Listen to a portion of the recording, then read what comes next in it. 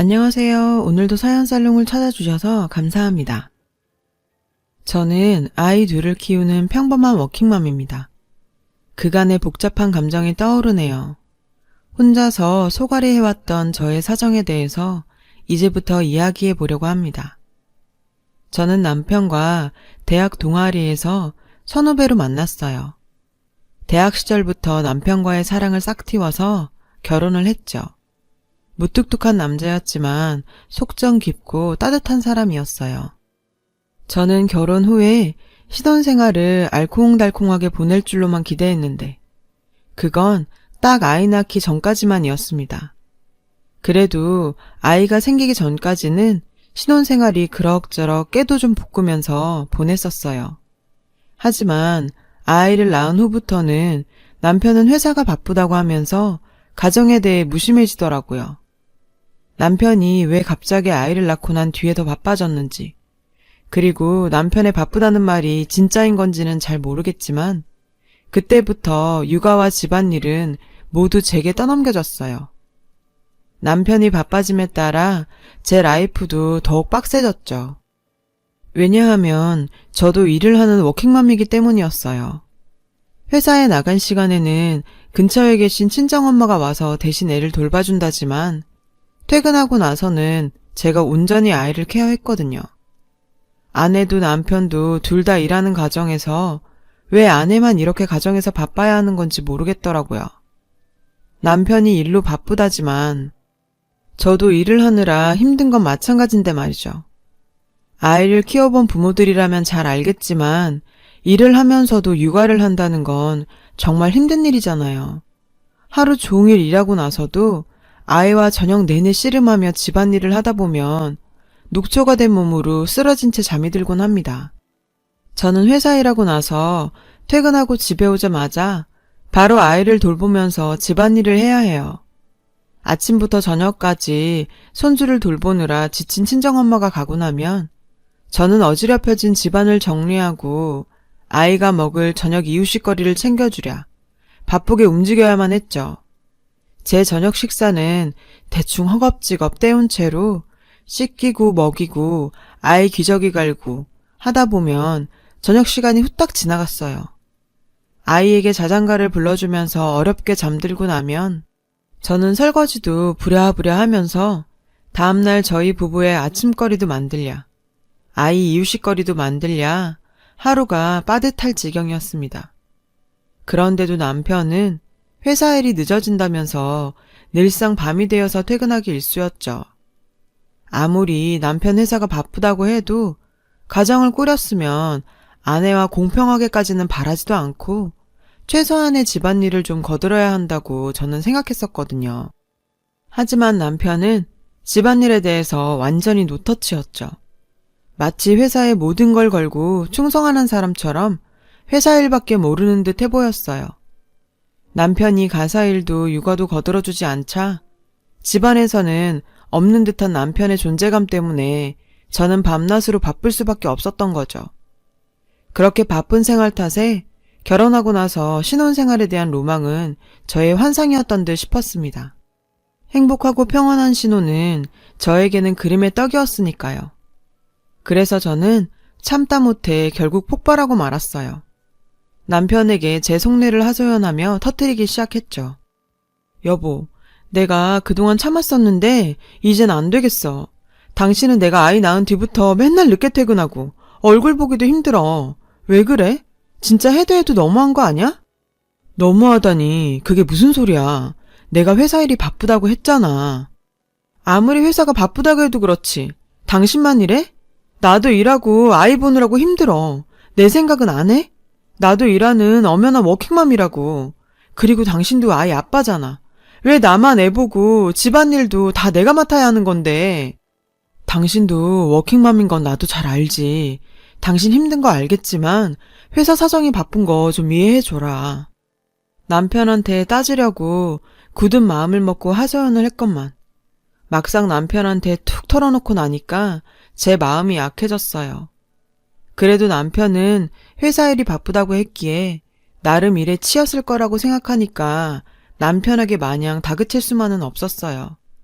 남편의 입장에 대해 제가 한 발짝 물러서서 이해하기로 했습니다. 남편을 이해한 만큼 저는 힘든 나날을 버티면서 하루하루 지내야만 했죠. 낮에 아이를 돌봐주는 친정엄마에게도 미안하다 보니까 제가 도움을 더 청하기에는 한계가 있었거든요. 시댁은 멀리 계셔서 아이를 봐주러 자주 올 상황이 되질 못했습니다. 어느 날은 제가 한 발 물러나서 남편을 이해하는 게 맞나 싶었지만 그럼에도 예쁜 아이를 보니 또 힘이 나더라고요.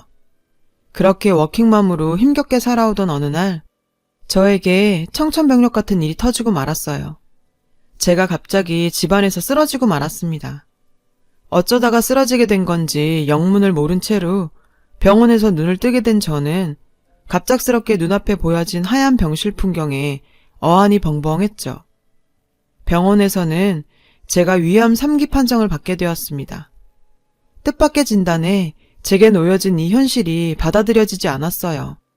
아직 어린 자식도 있는데 저에게 이런 병이 생겼다는 사실이 믿어지질 않았죠. 그동안 너무 고되게 몸을 혹사시켜온 결과물인 건가? 어쩌면 좋지? 그렇게 생각하니까 저는 뭘 위해서 그동안 그렇게 열심히 살았는지 때늦은 후회감이 몰려오더라고요. 남편이 조금이라도 돌아봐 주었다면 내가 이런 병에 걸렸을까? 원망까지 들었어요. 솔직히 다 남편 탓이라는 생각마저 하게 되었습니다. 그런데 더한 문제는 남편의 태도였어요. 아내가 위암이라는 큰 충격으로 슬픔에 빠져 있는데도 남편은 여전히 바쁘다면서 이제 제가 깨어났으니까 그만 가봐야 한다는 소리뿐이었죠. 지금 이 일보다 중요한 게 뭐가 있는 건지 저에게 당장 필요한 물품 몇 가지만 챙겨주고서는 그냥 쌩하니 가버리려고 하더라고요. 남편의 그런 태도에 너무 서러웠어요. 여보, 당신은 아내가 위암 3기라는데 어떻게 그냥 가버릴 수가 있어? 당신이 그러고도 내 남편이야? 미안해. 내가 정말 너무 바빠서 그래. 당신 아프니까 이제부터 잘 먹고 잘 쉬고 잘 자는 휴식이 중요할 거야. 지금은 내가 중요한 일이 있어서 이만 가봐야 할 것 같아. 아내가 아프다는데 이렇게 그냥 가는 게 맞는 거야? 당신 정말 너무하네. 미안하다. 내가 나중에 올 테니까 오늘은 가볼게. 어떻게 아내가 암에 걸려서 다 죽게 생겼는데도 걱정도 안 되는 건지 너무 화가 났죠. 이러다가 저는 암보다도 화병으로 먼저 죽을 것 같았네요. 그렇지만 남편을 계속 붙잡을 방법이 없었기 때문에 저는 일단 남편의 말을 믿고서 그래, 나중에라도 오겠거니 하면서 일단은 보내주기로 했습니다. 그런데 남편은 제가 병원에 입원해 있는데도 불구하고 그 후로도 어김없이 바쁘다면서 오질 않았어요. 병실에서 혼자 누워있자니 서러움이 복받치대요. 그래서 저는 결국 남편에게 다짜고짜 전화를 걸어서 따져 묻기로 했어요. 여보, 내가 병실에서 누워있는데 코빼기도 안 보일 만큼 그렇게 바쁘냐? 내 걱정은 눈꼽만큼도 안 들어? 당신 나중에 찾아온다면서 어떻게 된 거야? 미안해. 당신 아파서 나도 정신이 없었어. 많이 힘들지? 내가 아픈데 당신이 뭐가 정신없다고 그래? 내가 얼마나 힘든지 당신이 알아? 여보, 그래도 희망을 잃지 말고 좀만 잘 버텨내자. 난 당신 없으면 안 되니까.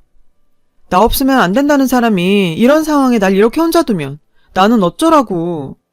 내가 당신한테 뭐라 할 말이 없네. 그래, 이 사람도 힘이 들겠지. 그렇게 남편을 마지막으로 믿어보기로 했죠. 하지만 절박한 저의 입장에 대해서 남편은 일절 배려라고는 없더라고요. 남편은 입원해 있는 내내 끝까지 병문안조차 제대로 와주질 않았어요. 남편을 믿었던 내가 어리석었던 거지 싶었습니다. 아내에 대한 의리조차 없다는 현실에 저는 비참했죠. 위암으로 인해서 이미 지칠 대로 지쳐버린 몸으로 남편에게 더 이상 화를 낼 힘조차 없었습니다. 그렇게 고독하고 괴로운 병원 생활 끝에 퇴원 후에도 저는 계속 항암 치료를 받으면서 힘겹게 버텨가고 있었어요. 입원 생활도 고통스러웠지만 퇴원 후의 항암 치료 또한 벅차기는 마찬가지였습니다. 항암 치료를 받으니까 입맛도 더 뚝 떨어져서 밥도 제대로 넘기기가 힘들었어요.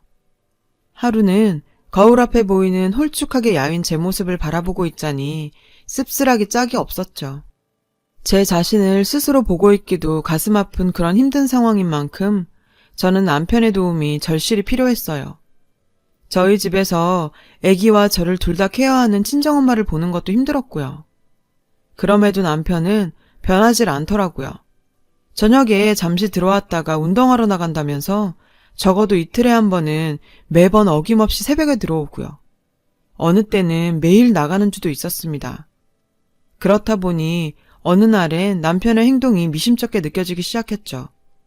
남편의 회사가 바쁜 건 이해한다고 쳐도 그 지친 몸을 이끌고 저녁에 나가서 운동하느라고 새벽이나 돼서 돌아온다는 건 도무지 납득할 수가 없는 일 아닌가요?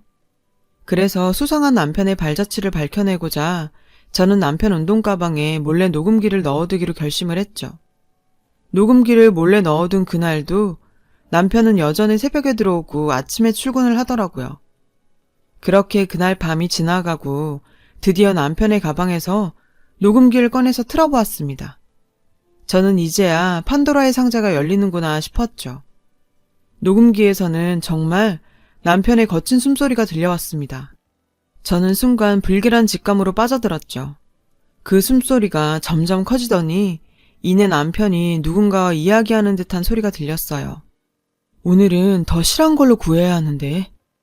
그러게, 뿌리가 두꺼운 튼실한 놈으로다가 약초를 딱 해내야 하는 건데. 근데 정말 아내밖에 모르는 사람이구먼. 그런 정성이면 낫고도 남지 아무렴. 아내가 아프니까 당연한 거죠. 그동안 아내한테 제대로 신경 써주지도 못한 게 너무 미안해서요. 그나저나 이것들이 와이프 몸에 잘 받아야 할 텐데요. 좋은 약초에다가 정성까지 더해져서 분명 나을 거야. 너무 걱정 말게. 저는 녹음기에서 들려오는 대화 소리를 듣고 주저앉아 오열했습니다. 남편은 낮엔 일을 하고 밤에는 위험한 산길을 올라가서 약초꾼과 함께 약초를 캐러 다닌 거였어요. 남편을 잠시라도 의심했던 제가 정말 너무 부끄러웠어요. 남편이 왜 약초를 캔다는 걸 저한테 미리 얘기하지 않고서 비밀스럽게 숨겼는지에 대해서 궁금하더라고요. 그래서 남편에게 제가 녹음한 사실을 그대로 다 털어놓기로 마음먹었습니다. 남편에게 먼저 사과를 했죠. 의심한 부분은 미안하지만 정황상 그럴 수밖에 없었던 점에 대해서 설명하면서요. 난 당신이 내 생각해서 약초 캐고 다닌 줄은 정말이지 꿈에도 몰랐어. 근데 왜 나 모르게 다녔어? 나 정말 당신 원망도 많이 했어. 내가 그동안 바쁘게 사느라고 당신한테 정말 소홀했던 건 사실이잖아. 당신은 이해 못할 수도 있었겠지만 정말 회사 일이 바빴던 거야. 당신도 장보님도 안쓰러웠지만 내 성격이 그 마음을 다 얘기할 수 있는 것도 아니고 조금만 더 버티자 싶었지. 근데 당신이 아프니까 이렇게 살아서 뭐하나. 정말 내 인생이 끝난 것 같더라고. 회사 동료한테 얘기를 했었지. 그랬더니 자기 어머니께서 위암이었는데 도움받은 사람을 소개해주더라고. 그분한테도 고맙지. 내 입으로 직접 당신이 위해서 약초 캐러 다닌다고 어떻게 생색내냐? 그래서 말 안 한 거야. 나는 그것도 모르고 내가 당신 잠깐이라도 의심한 거 미안해. 난 결혼하고 당신이 나한테서 완전 돌아선 줄로만 알았어. 내가 말했잖아. 난 당신 없으면 안 된다고. 나한텐 지금 당신 건강이 최우선이야. 나한테 당신밖에 없는 거 알지? 그러니 꼭 건강 되찾자 여보. 힘내도록 하자. 저는 남편에 대해서 다시 보게 되었죠. 남편이 저에게 건네준 희망으로 저는 삶의 의지를 다시 붙잡을 수 있었습니다. 그렇게 지내다 보니 제 위암도 정말 기적처럼 차도가 생기면서 좋아지더라고요. 그날 이후 남편은 고삐 풀린 뭐처럼 숨겨왔던 마음을 표현하는데 망설임이 없었습니다. 이제 뭐 두려울 것도 부끄러울 것도 없다나요. 꾸준한 남편의 손길이 어린 관리와 더불어서 남편의 사랑도 같이 확인하게 되었어요. 저희 가족은 행복하게 오순도순 잘 살아가고 있습니다. 남편과 함께 산행에 나서서 같이 친정엄마를 위한 약초를 캐기도 한답니다. 그리고 아이와도 같이 놀이동산에서 가족끼리 즐거운 시간을 보내기도 합니다. 지금 생각해보면 만약 그때 남편이 노력이 없었다면 지금의 제가 있을 수가 있었을까 싶기도 하더라고요. 이런 남편이 있어서 참 다행이라고 생각합니다. 지난 세월 동안 아프고 고생했던 기간에 대해서 잘 극복해낼 수 있었던 건 말없는 무뚝뚝했던 남편 덕분이니까요. 따뜻한 말 한마디는 죽을 병도 낫게 하는 것 같습니다.